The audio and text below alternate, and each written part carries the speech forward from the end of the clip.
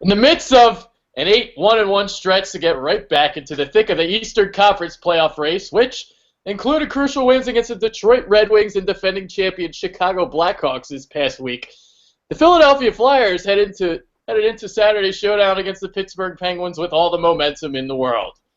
Then came the big dud, a 4-1 loss, and the news today that Michael Neuwirth will miss 3 weeks with a lower body injury. So, just like that, drama again in the city of Philadelphia. It never ceases to exist. Caleb Weiler and Brian Wright are both here. I'm Adrian Fedke. What a crazy week it was. Jesus. Yeah, it was definitely a crazy week, They came into those really big games. They came up with a win against Detroit, who they needed to beat to get into playoff contention. They beat the reigning Stanley Cup champions. Came in. You expected a big win against Pittsburgh because they've won 8 of their last 9 against Pittsburgh, and they just come out and they flat. They only score 1 goal in the second period. Pittsburgh just blanks them. So this next week coming up is going to be huge. Last week it was great. Coming up with a dud, like you said, just really hurts their playoff chances going forward. Absolutely. I think Caleb said everything. You see we got a lot of quality opponents coming up. You had the huge win against the Red Wings, an even bigger win against the reigning champions, and you've seen that the Flyers have dominated Pittsburgh in the recent years, and they just the only thing you could say is they were flat. They were flat. They had no energy. Hackstall tried his best to mix things up a little bit. You even had Jake Voracek coming back, and it didn't really help. So this week coming up, you've got tough games against the Islanders tomorrow. If they're going to keep steady with this, you got to bounce back from that Pittsburgh game quickly. Yeah. Flatter than a pancake. Oh, man, that nice little blueberry pancake, delicious.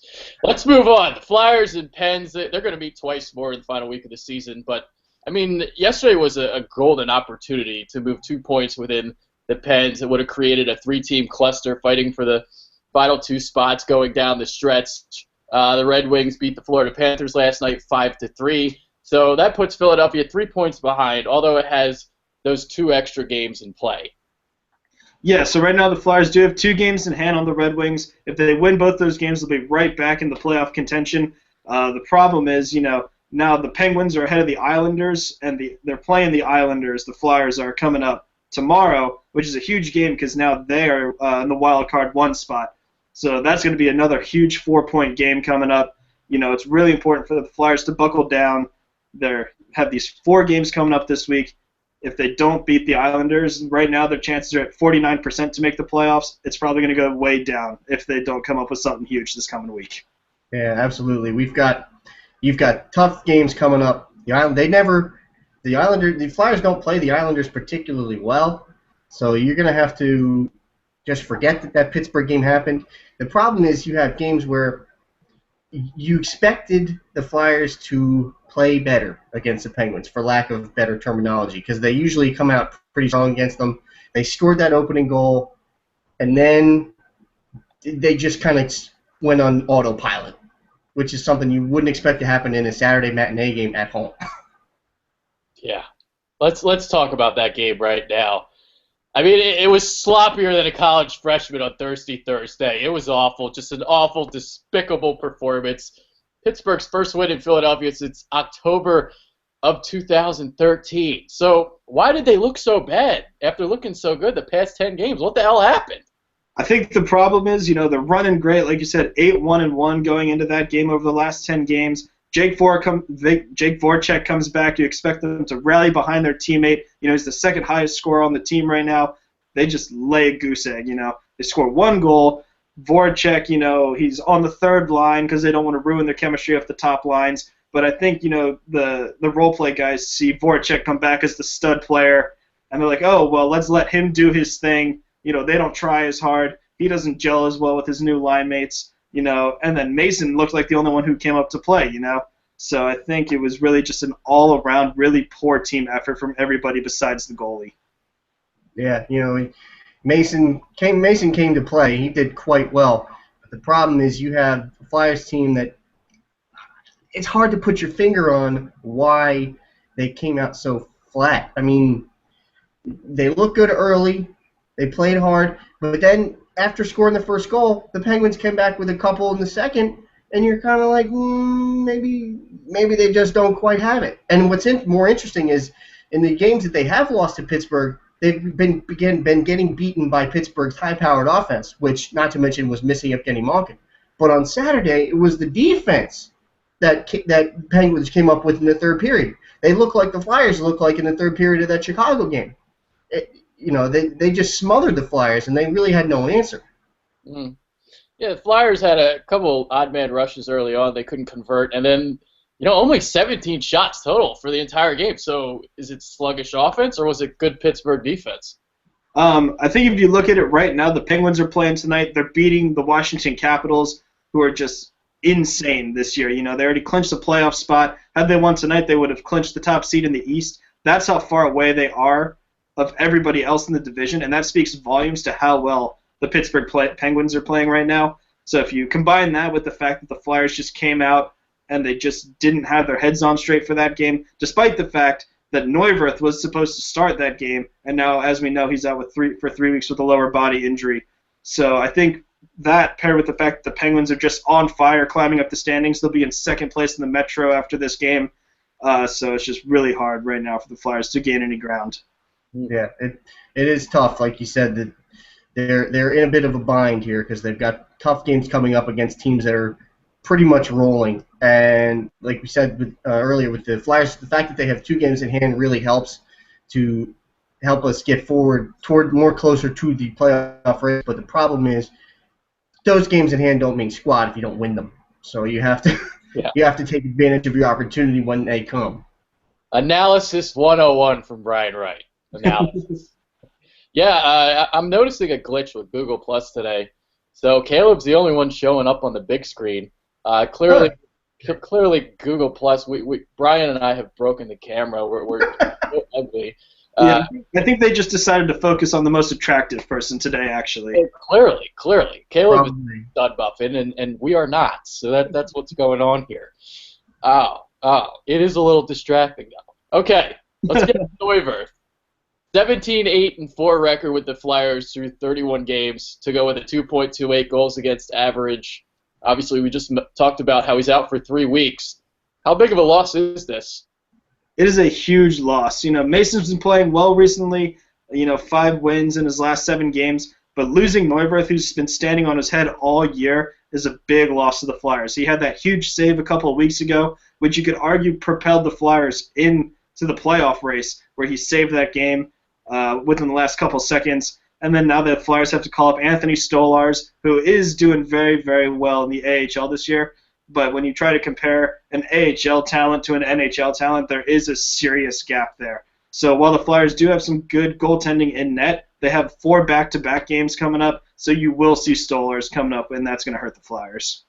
Yeah, that's certainly true. And the Neuwirth injury, I think, couldn't come at a worse time. They're right in the middle of a playoff spot. You signed Neuwirth to be your backup, and he has certainly outperformed the backup role to the point where you could argue that he has been better than Mason for a lot of the season. Like with him out, the Flyers have 4 sets of back-to-backs coming up down the stretch here, which means you're going to see Stolarz for at least 2 games. Which, like you said, he was an AHL All-Star, but you never know how a young kid like that is going to react, especially when he's got to come up at this time of the year. So I think he'll do fine, but unfortunately, it's quite a wild card. You never know. Oh yeah, it's a huge wild card. I mean, 3 games, that's a quarter of your season. I mean, that's like the Eagles thrusting Chase Daniel, for 4 starts next year into the season. So it's very scary. Yeah, it's definitely scary, and and we probably will see Chase Daniels at some point next year because Sam Bradford is slightly made of glass. But going back to the Flyers, it is scary, but I think the Flyers will rally behind Stolarz. He knows these games are important. The Flyers know these games are important. They're going to come out. I expect to see a huge bounce back, especially with the kid in net. They're not going to want him to fail. Yeah, that's an excellent point. I think the defense of the Flyers will raise their game significantly with the young kid in net. He may even develop some nice chemistry with Gostisbehere because they're both Gostisbehere is an unbelievable rookie. Stolar's a rookie. So I think you'll see the entire defensive core of the Flyers raise their game significantly when he's in there. Yeah. And what are your guys' thoughts on Stolarz? That, obviously he's going to have a couple starts, but for the future, how does he fit into the whole equation?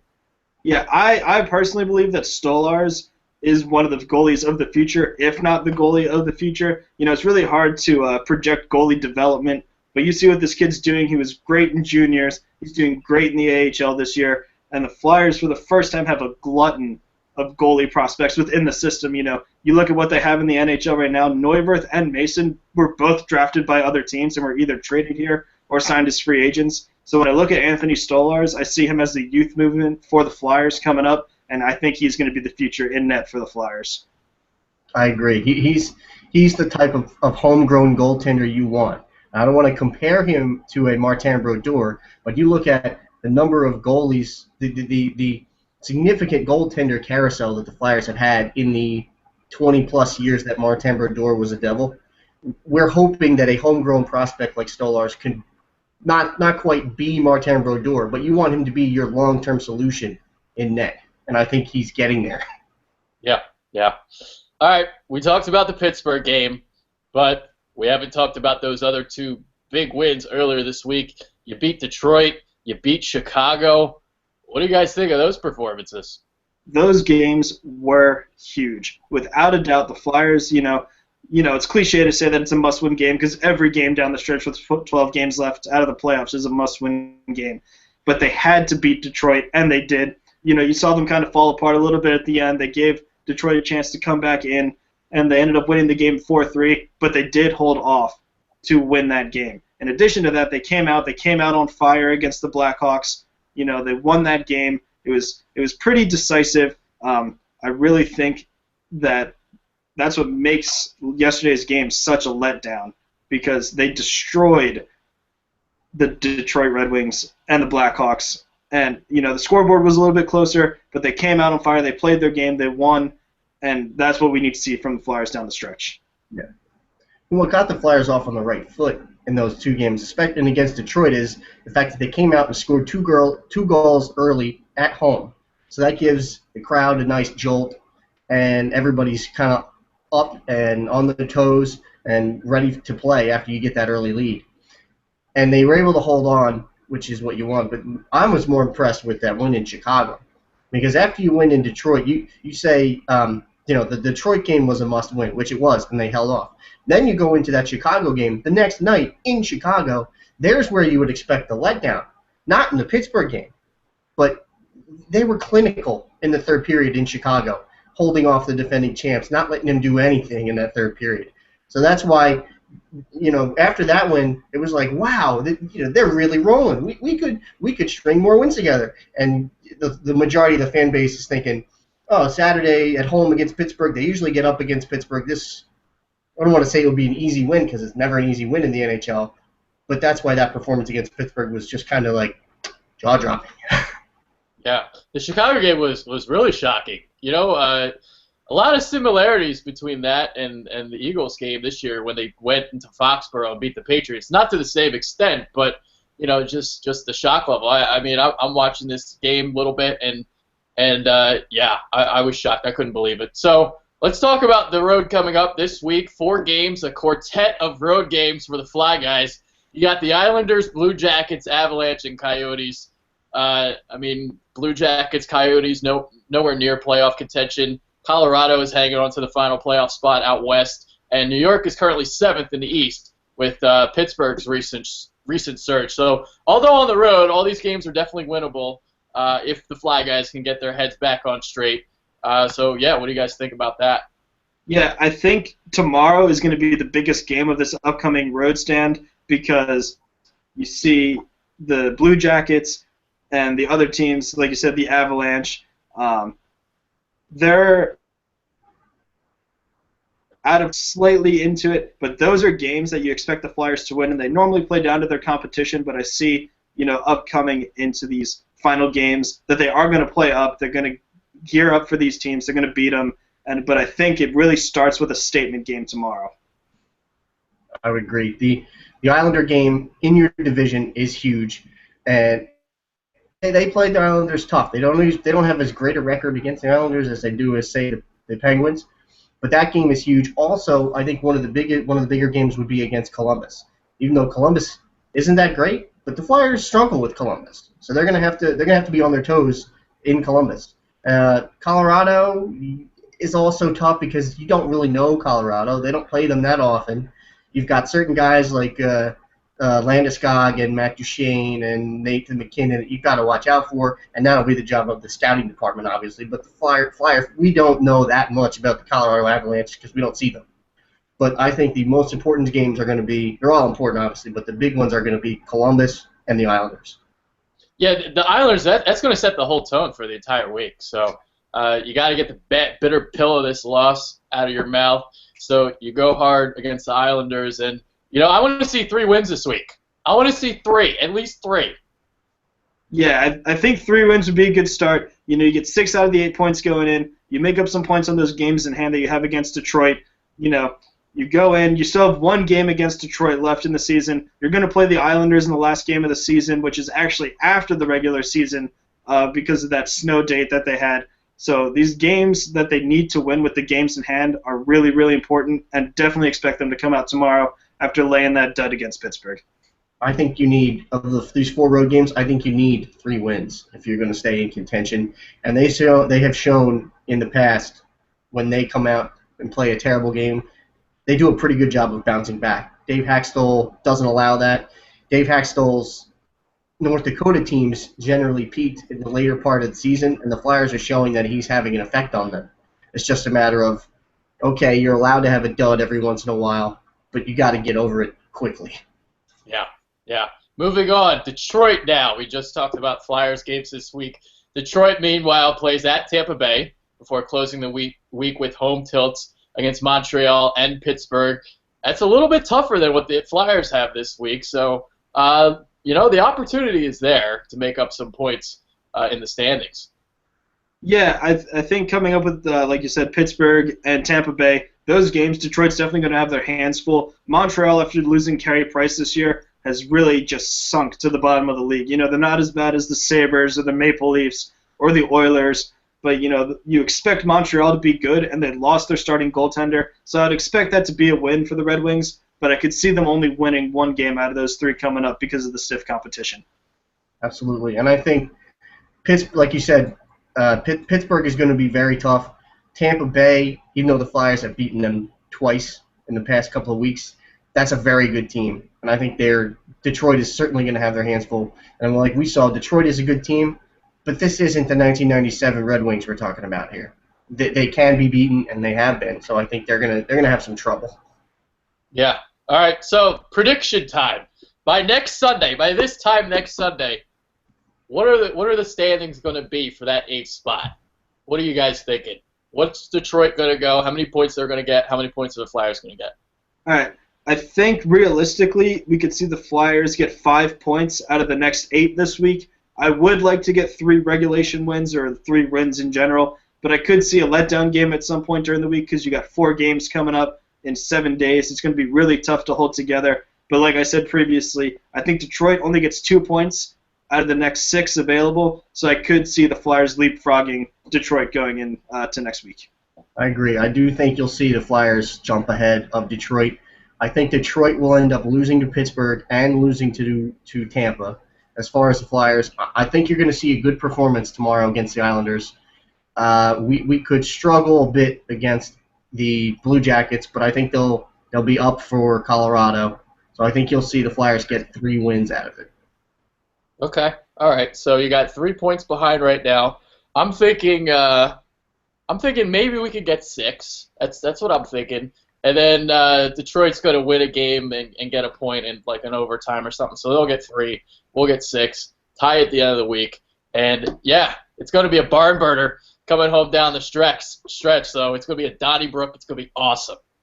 Yeah, it's definitely really exciting. It's really good to be a Flyers fan right now. You really want playoff hockey, and right now every game feels like playoff hockey.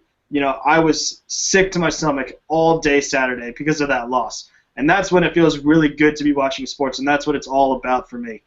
So I really feel like coming up down the stretch, these games are so huge and so critical for the Flyers that it's going to be some really great hockey no matter what happens. The Flyers are propping up the entire Delaware Valley sports scene right now because they're actually close to the playoffs. The other three teams are in somewhat of rebuild. Well, the Phillies are in positive rebuild mode. The Eagles are in positive, like half rebuild mode, and the Sixers, you have no idea what they are. So right now, I think the Flyers are holding up the Delaware Valley's positivity. So I think you'll see a good week from the Flyers, and I think we deserve it, to be honest with you. As Philly sports fans, we've suffered for a while. We haven't had a playoff team in quite a while. So I think they'll pull it out, and you'll see the Flyers in the playoffs this year. Yeah. I mean, we need something positive in this city. Jesus Christ, there's been so much losing. It's terrible. I've been crying more than Flute Girl of Villanova in Kentucky. Tears flowing down my face. Awful. Yeah, it's definitely the worst. Right now in Philly, it's definitely difficult to be a sports fan, but I see the tides turning for maybe every team except the Sixers. I don't know what you're going to do with the Sixers. I think the process has been blown to bits several times, and they're trying to pick up the pieces with it. It's going to be difficult. All right, let's couple more tidbits before we get out of here. Jake Voracek brought his name up a little bit earlier. Returned from a 9-game absence due to a lower body injury. I still don't know why the NHL does that shit. Upper body injury, lower body injury. Why not be a little bit more specific, but whatever. Did him missing time possibly mess with the team's chemistry? What do you guys think? Yeah, I think the issue was, you miss him on the first power play unit. I think throughout the entire stretch, maybe they scored 1 goal with the first power play unit. The second power play unit was on fire. But you see Mark Streit in that spot that Voracek was in, and he's just been awful. His last couple of games, I think he single-handedly lost the game for the Flyers yesterday against the Penguins. So he's been struggling a lot. So I think losing Voracek on that first power play unit really hurt them. And then he came back, but you still didn't see that chemistry in full force going forward. So as Voracek gets his skating legs underneath him, he's playing more with his line. They find a good spot for him in the lineup. I think you're going to see him start to turn the legs, get some points on the board, and push the Flyers forward into the playoffs. Yeah, I think it'll be interesting because a 9-game absence is nothing to shake your fist at. That's a significant amount of time. And when he comes back, he just didn't look like he was quite ready. So they had him on the third line, I think, and I think eventually he'll get moved back up to his top line spot. But Braden Shen has been pretty good with that top line, and I don't know if you want to mess with that. But I think eventually you can't deny somebody with Voracek's skill, and he'll be back up there scoring goals for us eventually. It's just going to take him a couple of games to get his skating legs back under him. And he also has amazing hair. It flows beautifully. And I noticed the jersey changed in Caleb's room. He's got a Voracek in there. It was Gostisbehere last week, and he switched it up a little bit. I figured it'd be good to have different jerseys every week based off what we're talking about. So Voracek came back. It's Voracek's week to shine. Boom. There it is, Bitterbirds fans. All right, one last thing before we get to final thoughts. Chris Vandevelde served the first of his 2-game suspension yesterday for elbowing Chicago captain Jonathan Toews Wednesday. So what do you guys think of the decision of suspending him 2 games for that? Yeah, I think the 2 games was a little bit high. Vandevelde's never been, a dirty player. He played under Hackstall actually at University of North Dakota with Toews. They played together. They're good friends off the ice. Toews even texted him after the game saying, don't worry about it. Everything's going to be okay. I'm going to be fine. So, you don't have to worry about it. So I think 1 game would have been good. I think the 2 games was a little bit much just because he didn't have any history of violence in the league. I went back and watched the video of the hit several times, and I got to tell you, I think that's the 1970s Flyers reputation coming back to haunt them. I think that was weak. You could make the case that it was a penalty, but the 2-game suspension, come on. I didn't see how that was worthy of a 2-game suspension. And you saw against the Penguins, they missed Vandevelde on that 4th line. Yeah, and they'll miss it tomorrow. Because you see, and also going back a couple games to the Montreal Canadiens game where Subban basically did something worse to Drew. He elbowed him across the face right in front of the net, and there was not even a hearing for that. So I think No, that Subban hit was worthy of a 5-game suspension, but no. Yeah, so I think the biggest problem here is that they're really just inconsistent with their rulings in the NHL. You know, Vandevelde does this, no prior issues, 2 games. Subban does it, no games, no hearing, nothing. So I think that's definitely where the issue comes into play there. Yep. Consistent inconsistency. Gotta love it. Gotta love it. All right, we're about closing, wrapping it up here. Final thoughts before we get out of here. What do you guys have to say?